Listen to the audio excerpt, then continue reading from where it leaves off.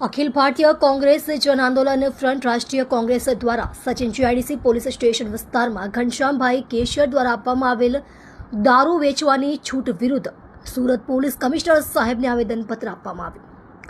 સુરતમાં Sachin GIDC police સ્ટેશનમાં ચાલતા ગેરકાયદેસર દારૂના સ્ટેન્ડ બંધ કરાવવા કમિશનર સાહેબને આવેદનપત્ર આપવામાં આવ્યું। સુરતના સચિન જીઆઈડીસી પોલીસ સ્ટેશનના કહેવાતા કેશિયર વહીવટદાર ઘનશ્યામભાઈ દ્વારા આપવામાં આવેલ ગેરકાયદેસર દેશી વિદેશી દારૂનું દૂષણ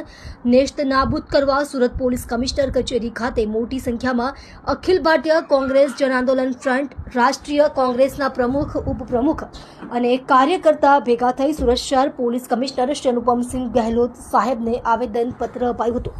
જેમાં સચિન જીઆઈડીસી પોલીસ સ્ટેશન વિસ્તારમાં બુટલેગરો